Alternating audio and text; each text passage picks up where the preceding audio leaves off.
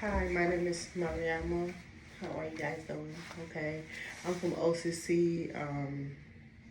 I'm here to do your baby's assessment. Basically, it's a head to toe assessment. So I'm gonna provide privacy, and then I'm gonna turn the heat up and cover the baby up to provide a warm environment. I'm going to wash my hands. Okay, so first thing I'm gonna do is I'm gonna check the apical pulse for a whole minute. So the normal pulse is 110 to 160. That's the normal. And I got a 140, so that's good. I'm gonna check the respiration. Res- Normal respiration should be 30 to 60, and I got 32, so that's good for the baby. I'm gonna check the temperature. So this goes underneath the arm. I'm gonna check it axillary, and I got 36.6, and the normal temperature is 35.5. Sorry, 36.5 to 37.5, and I got a 36.6. So I'm gonna uncover the baby a little bit and check. So the baby's posture is normal. He got his arms close to his body because he think he's still in the womb, and his feet are close to his body too. So I'm gonna check the front nail, the frontier, and the posterior. So it's soft, it's non bulging. Sutures is um, open. So if it's bulging, is a sign of dehydration. So just look for that. Let's see. So the skin is pink. I don't see no lesion. I don't see no bruising. I don't see no edema anywhere. No sign of jaundice. Jaundice is basically the yellowing of the skin due to the liver being abnormal or not mature. No sign of. So usually the baby's feet, the feet and the hands are bluish. That's normal, so don't get scared. That usually disappear between 24 and 48 hours. So that's just due to, the body being outside, the baby being outside the womb and getting used to, you know, life outside the womb. So I'm gonna look for, so now the lungs, I'm gonna listen to the lungs. So I'm gonna take my stethoscope and listen to the lungs. And I don't hear no rattling, no sign of distress right now noted. So for sign of distress is when the baby's nasals is fraying, like it's opening up, grunting, or when their lips and mouth turn blue, or like chest retractions, like the chest is retracting. That's a sign of distress, so you should notify that, or take your baby to the hospital if that happens. So the abdomen, I'm gonna listen to the bowel sound on all four quadrants, and bowel sound is active. So that's a good thing.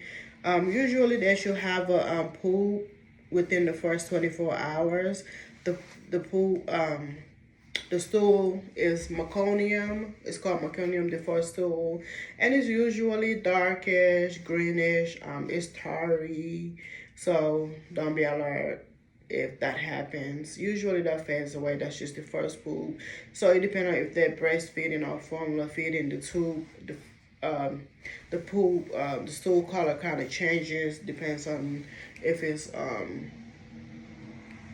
formula or breast milk. Usually it's like yellowish with like a little sandy crystal. So that's good. And they should have about 6 to 8 urine, diapers in a day.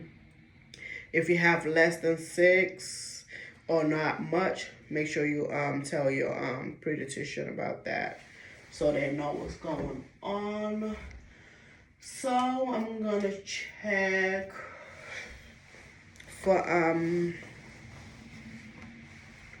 cephalic hematoma. Basically, it's just like a bruising or buildup of blood underneath the scalp. That's usually due to, the baby coming out of the vaginal canal, or if they use a vacuum or something like that.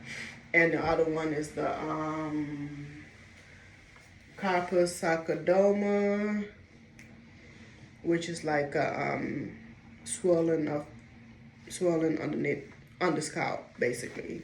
So that's also due to the baby coming out, or use of like forceps or vacuum to aid the baby out. So I'm gonna do the reflexes. So you have Moro, grabs, rooting. So grabs is basically you grab the baby's finger and wrap her hand or her fingers with my finger, basically. I'm gonna do the stepping. Basically, just step. The baby's gonna act like they're stepping. We're gonna do the rooting. So just basically touch the side of the mouth, and the baby's head should turn. That's a good sign too that they're hungry or something. And the Bobrisky, it's like you take a pen or your finger, gently stroke up so the baby's feet should open up. That's the Bobrisky. So I'm gonna cover the baby for warm.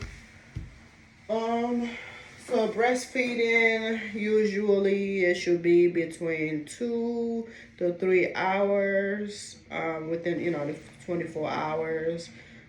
Make sure you have a good latch. So the first milk is it's not really milk, but it's good for the baby. It's healthy for the baby. That's like, it might be a drop or so. So that's good. Make sure, even if the baby is not sucking, you can use your finger and, put it in the baby's mouth. Like I said, poop should be 6 to 8 diapers. Urine should be 6 to 8 diapers. Poop, anywhere from four diapers a day. So we talked about the lung sounds. So sign to report. Like I said before, if your baby is turning blue, if your baby is vomiting, high temperature, that's another one to report. No poop anywhere after like the 24 hours, or not urinating, that's a big sign to report to the pediatrician. Bluish around the mouth and lips. So if you have a choking baby, just for instance, you're feeding the baby or something is happening, the baby's choking, you just, grab the head and then just gently pat, and do that till the baby stop choking. So with the male and the female. So the male, when you changing the diaper, the umbilical cord the diaper should be underneath the umbilical cord, not over it. And usually the cord fall out between 7 to 14 days, usually before that.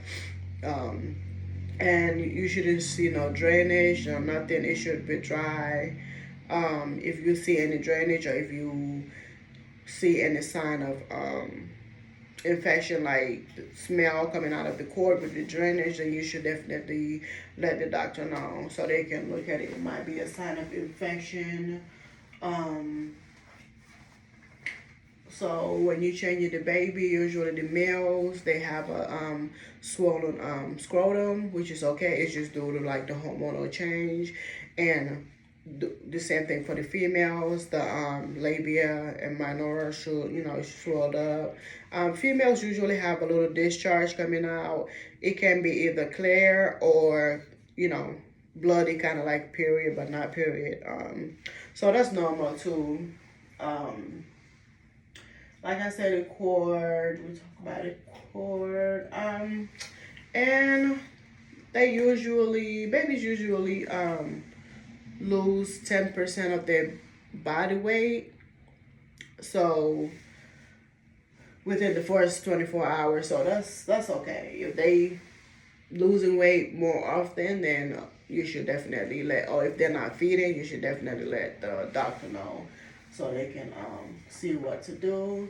And then when you're ready for your baby to lay down, it should be in their own crib, on their back, no blankets, no pillows, safe sleep, just to avoid, the baby basically hurting themselves. So on their back, on their sleep, and then, or if you want to do skin to skin, that's good too for temperature regulation.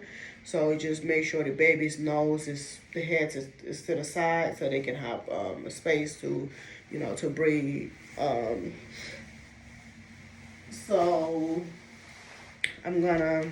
Do you want the baby with you, or you want it on the crib? Or you want it on the crib? Okay, so I'm gonna put the baby on the crib on their back.